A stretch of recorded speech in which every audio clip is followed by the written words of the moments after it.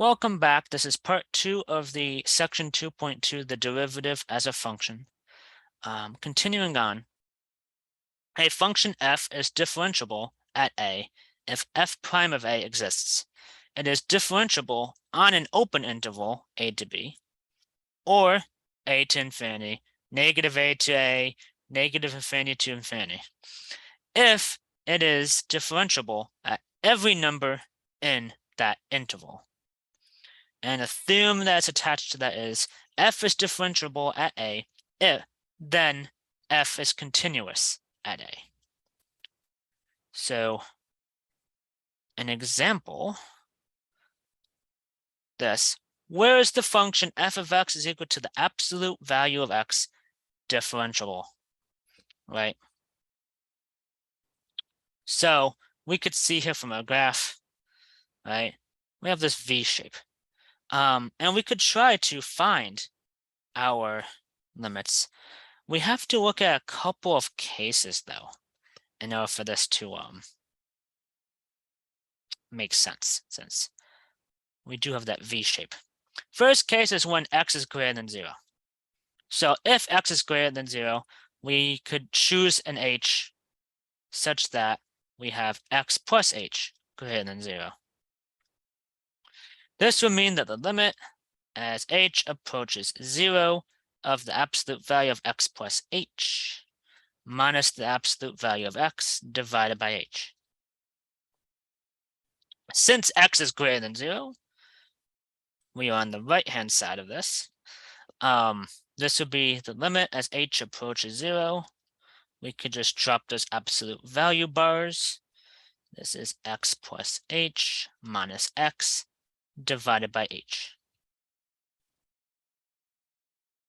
X is cancel, h is cancel. This is just the limit as h approaches 0 of 1, which is, well, 1. Second case, if we have x be less than 0. Again, we could choose an h small enough, so x plus h is less than 0. And for this, we have the limit as h approaches 0 of the absolute value of x plus h minus the absolute value of x divided by h again. This time we are on the left-hand side of this. So if x is less than 0, that means x is negative. So we could rewrite both of these with negatives. This is the limit as h approaches 0 of negative x plus h minus negative x divided by h. Again, x's and h's cancel. We'll just be left with the limit as h approaches 0 of negative 1. And that makes negative 1. So both of those are fine, right? We have limits. They give us values. We're good there. But we need one more case, right? Since we did greater than 0, less than 0. How about a third case to be x is equal to 0?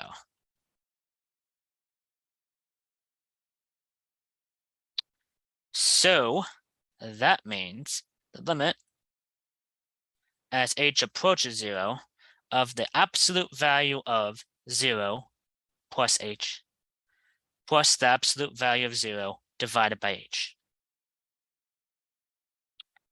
So because we have those zeros, those just disappear. This is the limit as h approaches 0 of the absolute value of h divided by h. This time we didn't really define what is going on with the value of h, right? So because of that, we can't just cancel that out and call it a day. So because of that, we need to look at the left and right hand limits. Let's start with the right. Limit as h approaches 0 from the right of the absolute value of h divided by h. If we're moving from the right, then that means h should be a positive value for that. So we could drop that absolute value bar now. Limit as h approaches 0 from the right of h divided by h. That just gives us the limit as h approaches 0 from the right of positive 1, which is, again, positive 1. Then if we try to approach 0 from the left-hand side, limit as h approaches 0 from the left of the absolute value of h divided by h. So if we're approaching 0 from the left, h then would be, since x is 0, that means h is going to be negative for this. So we could drop those absolute value bars, limit as h approaches 0 from the left, but this time replace it with a negative h divided by h. So this reduces to the limit as h approaches 0 from the left of negative 1. And again, that makes negative 1. These two numbers we just calculated, positive 1, negative 1, they're not the same. So the overall limit does not exist at 0. So the function, the absolute value of x is differentiable everywhere, but at x is equal to 0, to answer our question. So it's differentiable everywhere except when x is 0.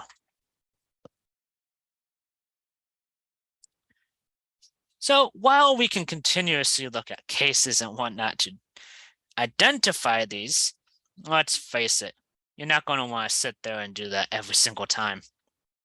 The function can fail to be differentiable when the graph changes direction abruptly, like we just saw on that last slide with the absolute value of x.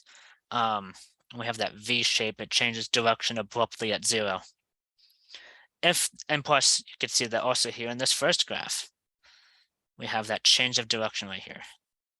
If the graph of a function has a corner or a kink, again, like this one I just circled and the previous example we just did, then the graph has no tangent at that point, and then thus not differentiable. If f is not continuous at a, it is not differentiable at a, like here. At the value of a, we have this open circle here, closed dot there. We have one limit going to one value, the other one going to another one. Not continuous, so it's not differentiable. And then when a curve has a vertical tangent line at x is equal to a, then f is continuous at a, and the limit as x approaches a of the absolute value of f prime of x is equal to infinity. That's something like this, where we have this vertical tangent line.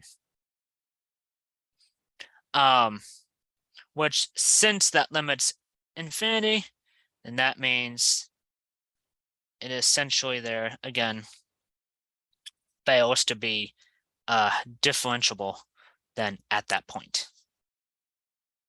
We can extend this derivative to the second derivative.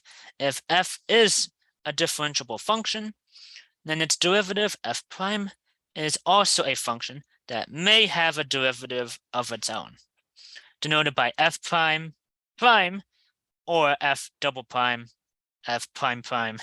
It's called the second derivative of f. Using that Leibniz notation, we correct the second derivative as the derivative with respect to x of dy over dx for the first derivative. That will be written for the second derivative as d squared y divided by dx squared. Again, to denote that second derivative. So this is part 2 of the section 2.2 derivative as a function. Be on the lookout for the third part. Thank you.